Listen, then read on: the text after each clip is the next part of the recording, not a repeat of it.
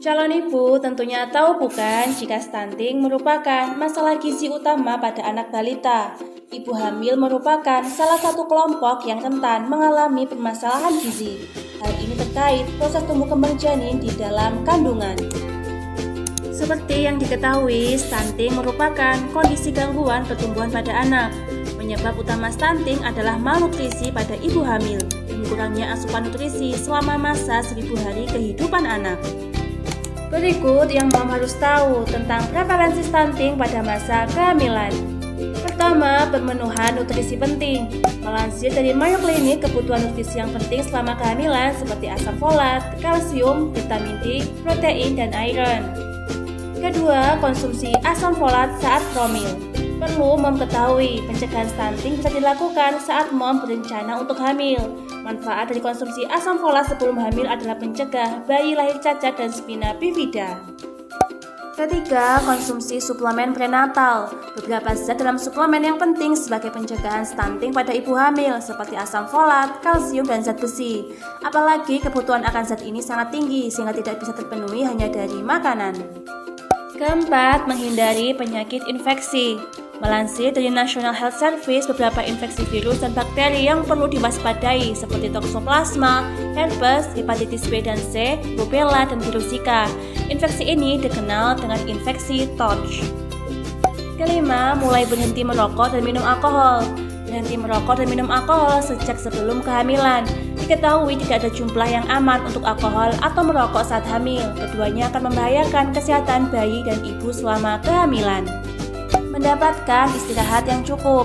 Melansir dari Birmingham Healthy Hub, tidur selama 7 hingga 9 jam penting untuk mendukung kesehatan ibu dan janin. Dengan posisi tidur yang dianjurkan yaitu menyamping menghadap ke sebelah kiri. Hal ini akan berguna untuk menjaga peredaran darah. Selalu aktif dan rutin beraktivitas fisik.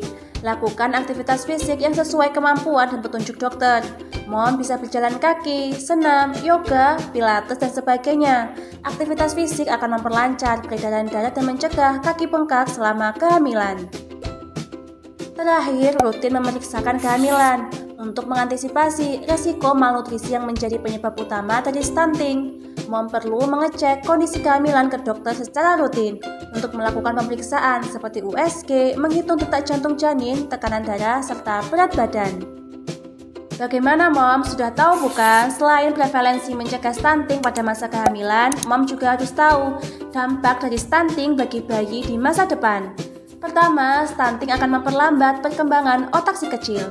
Kedua, anak akan memiliki tubuh pendek dan juga berat badan yang rendah. Dampak jangka panjang seperti keterbelakangan mental, melemahnya sistem imun tubuh, anak akan memiliki rendahnya kemampuan belajar, serta resiko penyakit kronis seperti diabetes, hipertensi, dan juga obesitas. Yang perlu mempertimbangkan, apa kata dokter untuk prevalensi pencegahan terkait stunting pada ibu hamil? Halo semuanya, gimana kabar kalian semuanya di sana? Semoga saya doakan kabar kalian ini baik semua ya. Sudah lama nih saya nggak bikin video baru. Nah, di kesempatan kali ini saya mau jawab pertanyaan yang akhir-akhir ini cukup sering sekali saya dapat tentang nutrisi sewaktu hamil. Jadi ada yang bertanya apakah kalau misalkan sewaktu hamil ini kita harus benar-benar memperhatikan makanan. Nggak boleh makan ini atau makan itu, ada makan makanan tertentu nggak? Termasuk juga pertanyaan yang berkaitan soal nutrisi. Apakah perlu saya sewaktu hamil ini minum susu kehamilan? Atau mungkin vitamin yang diberikan dokter atau bidannya? Kita akan jawab bareng-bareng ya. Jadi kalau kita bicara tentang nutrisi ya, terutama sewaktu ibu sedang hamil, memang betul kita harus memperhatikan sekali menu makanan yang kita konsumsi. Bukan berarti ibu harus memilih-milih makanan. Oh, ini boleh dimakan. Oh, ini tidak boleh dimakan. Bukan seperti itu. Karena sejatinya ibu hamil itu sebenarnya bukan orang sakit. Ibu hanya mengandung saja, yang mana tidak ada benar-benar pantangan makanan yang benar-benar nggak boleh dikonsumsi. Ya kecuali kalau makanannya dimasaknya kurang matang atau mentah, itu memang menjadi pantangan.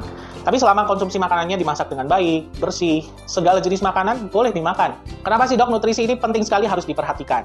Jadi nutrisi ini penting ya salah satunya untuk menunjang kesehatan ibu sewaktu hamil. Ibu hamil ini perlu ekstra energi, perlu ekstra kalori nutrisi, di mana ketika ibu hamil ini banyak perubahan yang terjadi pada fisiknya. Untuk menunjang supaya ibu nggak gampang sakit, terutama kalau ibu hamil itu sering imunnya ngedrop, gampang sakit, sedikit-sedikit flu, sedikit-sedikit sakit. Nah, nutrisi ini akan membantu dari dalam supaya ibu ini terjaga kondisi fisiknya sewaktu hamil. Gak cuma kondisi ibu aja, termasuk juga janinnya dikandung. Ibu mungkin pernah dengar istilah stunting. Stunting itu gampangnya adalah anak yang tinggi badannya tidak sesuai dengan usianya, atau kita bisa bilang lebih pendek. Bukan berarti semua anak pendek itu stunting ya. Memang kita harus periksa melalui kurva pertumbuhan. Stunting itu kalau misalkan kurva pertumbuhan tinggi badan terhadap usianya masih di bawah -2 standar deviasi. Itu memang kita harus screening ke dokter. Stunting itu terjadi, faktanya, ternyata bisa dimulai sejak dalam kandungan. Ketika ibu sewaktu hamil tidak mencukupi nutrisinya dengan baik, itu akan memperbesar peluangnya bayi yang dilahirkan itu mengalami stunting. 1000 hari pertama kehidupan, terutama.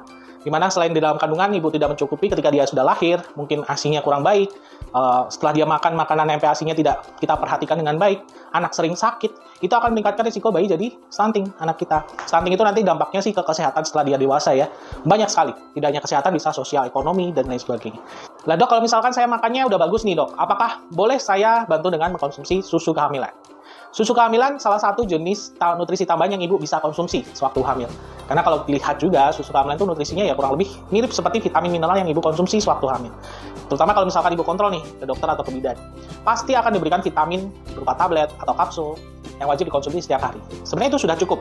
Ya, ibu mengkonsumsi makanan sehari-hari ditambah dengan vitamin dari dokter sudah cukup. Tapi akan lebih baik lagi jika ibu dibantu dengan nutrisi tambahan lainnya. Karena kadang-kadang yang makanan yang kita konsumsi, mungkin cara ngolahnya, atau jumlahnya kita kan nggak tahu takarannya ya. Nah, bisa dilengkapi juga dengan mengkonsumsi susu kehamilan. Jadi susu kehamilan ini perlu juga buat ibu yang sedang hamil sebagai tambahan nutrisi. Jika kita bicara tentang susu kehamilan, yang jadi kendala ketika ibu hamil ini enggan mengkonsumsi susu kehamilan adalah karena mungkin rasanya ibu hamil, apalagi hamil muda masih mual-mual nih. Kalau misalkan minum susu kok saya tambah enak ya dok? Ada yang seperti itu. Atau mungkin ibu yang pencernanya tidak cocok dengan laktosa intolerance, atau mungkin alergi terhadap susu sapi, sehingga enggan juga untuk mengkonsumsi susu kehamilan. Ya untuk kondisi itu sebaiknya memang ibu konsultasikan ke dokter. Tapi kalau misalkan untuk rasa atau mungkin selera, sebenarnya ada juga susu kehamilan yang tidak bikin enak rasanya. Dan yang biasanya jadi masalah juga adalah nggak tahu susu mana yang harus dipilih. Karena di pasaran kan banyak banget ya susu kehamilan dengan kelebihan dan kekurangannya masing-masing. Tapi saya punya satu jenis merek susu kehamilan yang menurut saya bagus sekali. Ini di tangan saya ada susu kehamilan A2 Beta Living. Kenapa menurut saya ini bagus? Pertama, karena komposisi protein yang dipakai. Susu Beta Living ini dia membawa protein A2 sebagai komponen utamanya. Protein A2 itu adalah jenis protein yang ada pada seperti susu manusia, yang tujuannya adalah untuk memudahkan pencernaan, mengurangi resiko terjadinya nggak cocok sama susu. Jadi ini lebih recommended buat kalian yang mungkin minum susunya sering menimbulkan reaksi nggak cocok, alergi atau lain sebagainya. Loh, kira-kira kandungannya bagus nggak? Coba kita breakdown satu-satu. Jadi Beta Living A2, ini susu kehamilan ini, ada komponen nutrisi yang menurut saya bagus sekali. Yang memang wajib kalau susu kehamilan ya harus ada komposisi ini, supaya menunjang pertumbuhan janinnya dan juga kesehatan ibu sewaktu hamil. Pertama, dia mengandung 16 esensial vitamin dan mineral. Vitamin mineral ini ya menunjang supaya ibu ini nggak gampang sakit, meningkatkan daya tahan tubuh salah satunya. Kemudian asam folat, udah pasti. Kalau susu kehamilan ya harus ada asam folatnya. Karena asam folat ini adalah nutrisi penting sewaktu hamil untuk mencegah terjadinya cacat pada janin yang dikandung. Itu penting sekali sejak trimester pertama. Jadi susu kehamilan itu wajib ada asam folatnya. Ada juga lactoferrin. Ini adalah jenis protein yang bagus sekali untuk mengoptimalkan daya tahan tubuh ibu sewaktu hamil. Ibu hamil itu daya tahan tubuhnya itu rentan sakit, sehingga perlu sekali imun booster. Salah satunya ya kandungan lactoferrin yang ada di susu Beta Living ini. Kemudian zat besi ya udah pasti ya. Zat besi ini vitamin wajibnya wajib lah istilahnya ya untuk ibu hamil, untuk mencegah supaya ibu nggak anemia, nggak kekurangan darah. Kemudian ada kandungan prebiotik, nah ini bagus, prebiotik POS dan GOS pada susu Beta Living ini untuk menjaga kesehatan pencernaan ibu. Kadang-kadang masalah pencernaan ini menghambat sekali penyerapan dari nutrisi yang ibu makan. Makanya dengan adanya prebiotik ini mencegah supaya pencernaan ibu itu nggak mengalami masalah apa-apa. Ya, istilahnya menjaga kesehatan pencernaan, kurang lebih seperti itu. DHA, omega 3, itu udah pasti harus ada juga, karena itu nutrisi yang penting untuk mencegah ibu mengalami hipertensi pada kehamilan. Kemudian juga untuk menunjang pertumbuhan otak, saraf janin, supaya bayi yang dikandung juga lahirnya cerdas, itu perlu juga asupan DHA, omega 3 sejak dini. Kemudian ada kandungan lain seperti zinc, vitamin D, dan ini yang penting, vitamin D dan kalsium ya. Itu harus ada juga nih di susu kehamilan. Itu ada juga di Beta Living A2 ini. Vitamin D dan kalsium nih kadang-kadang ibu kurang perhatikan. Ini penting pada peranannya karena bayi itu kan mulai terbentuk tulang-tulangnya juga ya sejak dalam kandungan. Kalau misalkan ibu tidak mencukupi kebutuhan vitamin D, kalsium, nanti cadangan kalsium ibu yang akan diambil, sehingga ibu akan mengalami kekurangan kalsium. Dampaknya juga untuk masalah tulang, gigi, ibu yang sering sakit gigi waktu hamil hati-hati. Atau mungkin sering nyeri-seri, itu hati-hati, mungkin aja tanda awal dari ibu kekurangan kalsium. Nah, unik ya beberapa. Jadi, bagaimana Mom? Sudah tahu bukan? Stunting bukan hal yang bisa tiba-tiba terjadi. Hal ini disebabkan kekurangan nutrisi dalam jangka waktu yang lama sejak anak dalam kandungan atau 10 hari pertama sejak anak dilahirkan. Moms perlu mencegah stunting pada anak sejak kehamilan untuk mengantisipasi resiko kekurangan nutrisi saat hamil yang menjadi penyebab utama dari stunting.